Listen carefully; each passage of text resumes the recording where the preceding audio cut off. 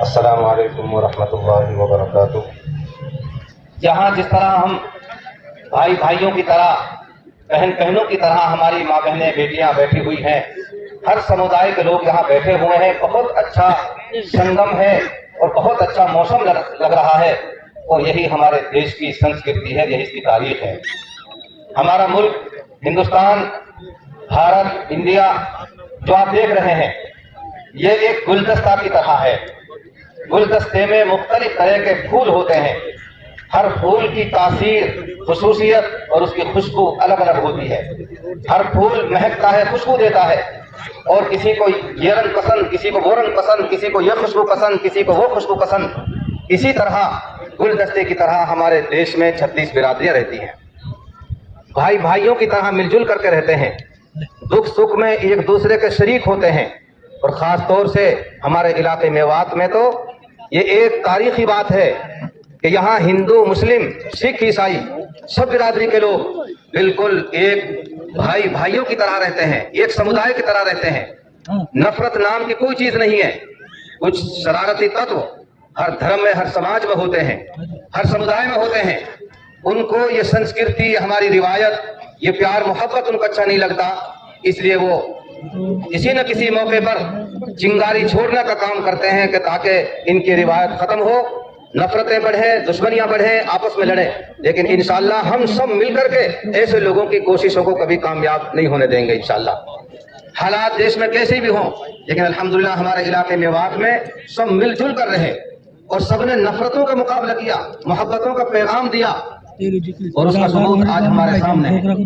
میرے بہت ہی عزیز حافظ محمد ارشد صاحب، اللہ ان کو جزا خیر نصیب فرمائے، اور ان کے ساتھیوں کو، ان کی پوری ٹیم کو، کہ جنہوں نے آج یہ کر کے دکھا دیا کہ دھرم سے اوپر اٹھ کر بھی کوئی کام کیا جا سکتا ہے، مانوتا کے آدھار پر، انسانیت کے آدھار پر، اور وہ کام انہوں نے کر کے دکھایا کہ آج یہاں اتنی بچیاں بیچاری بے سہارا، ان کے سہارا کوئی نہیں، آمدنی کا ذریعہ کوئی نہیں، اور انہوں نے اتنا بڑا کارنامہ انجام دیا کہ یہاں کئی درجن بچیوں کا آپ دیکھ رہے ہیں سامان لگا ہوا ہے، شادیوں کا انتظام کیا۔ یہ نہیں دیکھا کہ بچی مسلمان کی ہے یا ہندو کی ہے، صرف یہ دیکھا کہ اس قابل ہے، یہ مستحق ہے، اس کی مدد کی جائے۔ اس بات کو سامنے رکھتے ہوئے آج انہوں نے انسانیت کا بہت بڑا پیغام اور سندیش دیا ہے۔ ہم حافظ ارشد صاحب اور ان کی ٹیم کو شکریہ ادا کرتے ہیں، ان کو مبارکباد بھی پیش کرتے ہیں۔ میرے عزیزوں، ایک بات اور یہ عرض کرنی ہے کہ یتیم اور بیوہ ہمارے مذہب اسلام میں ان کا کیا مقام اور مرتبہ ہے۔ اللہ کے نبی علیہ الصلوۃ والسلام فرماتے ہیں کہ یتیم بچہ جس کے باپ نہ ہو اسے یتیم کہتے ہیں، اور جب تک وہ بالغ اور جوان نہ ہو تب تک وہ یتیم رہتا ہے۔ جب وہ جوان ہو جاتا ہے، بالغ ہو جاتا ہے، اپنے پیروں پہ کھڑا ہو جاتا ہے، اس کی یتیمی ختم ہو جاتی ہے۔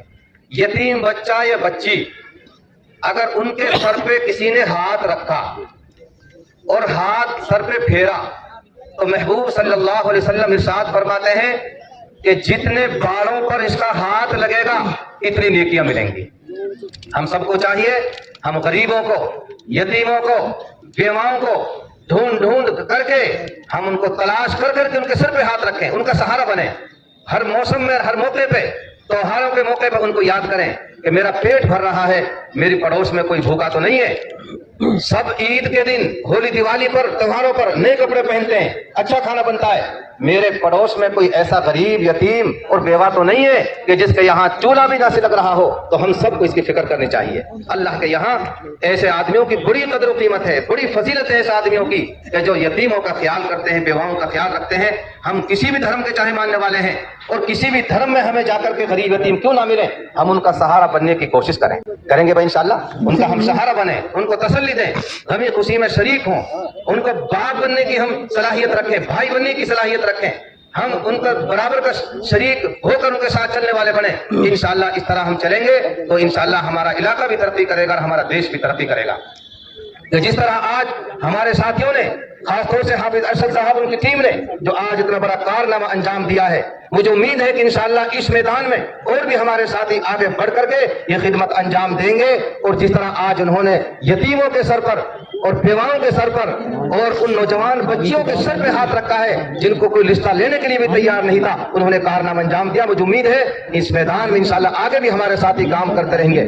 جن کے یہاں غم کا ماحول تھا آج وہاں خوشی کا ماحول ہے. ان بچیوں کے آج خوشی میں ہم سب شریک ہو رہے ہیں، ہم سب اس خوشی میں شریک ہو رہے ہیں. ان بچیوں کے ہاتھ پیڑے کیے جا رہے ہیں اور میں مبارکباد دیتا ہوں ان بچیوں کو اور ان بچوں کو جن کا آج نکاح ہونا ہے، ان نوشاؤں کو، ان دلہاؤں کو جنہوں نے ان بچوں کو قبول کیا اور جو رشتے کے لیے تیار ہوئے. اللہ تعالیٰ ان جوڑوں کی عمروں میں برکت نصیب فرمائے. ایک بات میں ان نوشاؤں سے، دلہا میاؤں سے کہنا چاہتا ہوں کہ اللہ کے لیے یہ بچیاں بہت ستم زدہ ہیں، یہ غریب ہے بیچاری. آپ ان کو نکاح کے بندھن میں آپ کے ساتھ باندھا جا رہا ہے. اللہ کے لیے کبھی آپ ان کو تکلیف نہ دیں، کبھی تانا ترسی کی بات نہ کریں. ہم جانتے سمجھتے ہیں کہ بیچاری عورتوں پر کیسے کیسے ظلم ہو رہے ہیں. کسی کا حلق نہیں بھرتا بیاہ شادی کے موقع پر مزید مطالبہ کرتا ہے. کتنی بچیاں ہیں ہماری جو بیچاری پھانسی کا پھندہ لینے پر مجبور ہو جاتی ہیں، آتم ہتیا کر لیتی ہیں، خودکشی کر لیتی ہیں صرف دہیج کی خاطر. اس لیے میرے بھائیوں، اس دہیج کو ہمیں آہستہ آہستہ سماج سے مٹانا بھی ہے، اس کو ختم بھی کرنا ہے. اور کتنے بڑے بھکاری ہیں وہ لوگ جو کسی کے بیٹی کے باپ سے جہیز مانگتے ہیں. ایسوں کو ڈوب مرنا چاہیے کہ جو دوسروں کے گھر کی طرف نگاہ رکھتے ہوں، دوسروں کے ٹھنڈی مشین کے انتظار کرتے ہوں، واشنگ مشین کے انتظار کرتے ہوں، دوسروں کی بائک اور گاڑی کے انتظار کرتے ہوں. ایسے جوانوں کو، ایسے دلہاؤں کو ڈوب مرنا چاہیے جو دوسرے کے گھر کی طرف دیکھتے ہوں. اگر میں مرد ہوں، اللہ نے مجھے طاقت دی ہے تو میں اپنے 20 ناخنوں سے کما کر کے میں وولوو گاڑی لوں گا، میں فارچونر گاڑی لوں گا اور میں بڑے سے بڑے سامان گھر کا خریدوں گا. لیکن ہم دوسرے کی طرف توجہ نہ کریں، دوسرے سے مطالبہ نہ کریں. ہمارے دھرم کے اندر اس سے بڑا بھکاری کوئی نہیں جو کسی کی بیٹی کے ساتھ ساتھ وہاں دہیج کا بھی مطالبہ کرے. اس سے بڑا بھکاری، میں کہتا ہوں اسے انٹرنیشنل بھکاری، اس سے بڑھ کر کوئی بھکاری نہیں ہے. اور وہ مرد کہلانے کے لائق نہیں ہے. اتنے بڑے انٹرنیشنل بھکاری ہیں. وہ تو بہت چھوٹا بھکاری ہے جو بیچارہ 10 پیسہ مانگتا ہے، روپیہ 2 روپے خرچہ، بہت چھوٹا بھکاری ہے. اس کی تو کوئی حیثیت نہیں ہے. انٹرنیشنل بھکاری جو کسی کے باپ سے، بیٹی کے باپ سے جہیز کا مطالبہ کرتے ہیں. کتنی بیٹیاں ہیں جو پھانسی کے پھندوں پہ جھول گئی، جنہوں نے کنواں کھلر کر لیا، آتم ہتیا کر لی اس جہیز کی خاطر. میرے بھائیوں، اس جہیز کو اپنے سماج سے مٹائیں. اور جو بیچاری ایسی ہیں جن کے پاس ضرورت کا کوئی سامان نہیں، ہم سب مل کر کے 2 آدمی 4 آدمی کے ساتھ مل کر کے ایسے بچیوں کے ہاتھ پیڑا کرنے کی کوشش کریں اور ایسا نمونہ پیش کریں. ایسا نمونہ آج ہمارے سامنے ہمارے علماء نے، مدرسوں میں پڑھنے والوں نے، مسجدوں کے اماموں نے جو آج پیش کیا ہے، ہم سب ایسی مثال پیش کرنے کی کوشش کریں. میں دعا کرتا ہوں اللہ تعالیٰ ان جوڑوں کی عمروں میں برکت نصیب فرمائے اور ان کے ماں باپ کو، ان کے وارثین کو، آپ سب کو اللہ تعالیٰ جزا خیر نصیب فرمائے اور ہم سب کو ایسے کاموں میں بڑھ چڑھ کر حصہ لینے کی توفیق عطا فرمائے. اور آخر میں اللہ تعالیٰ ہمارے اس بھائی چارے کو، خاص طور سے میرے باپ کی دھرتی پر یہ بھائی چارے کی جو مثال قائم ہو رہی ہے، اللہ تعالیٰ اس کو باقی رکھے. وآخر دعوانا الحمدللہ رب العالمین. السلام علیکم ورحمۃ اللہ وبرکاتہ.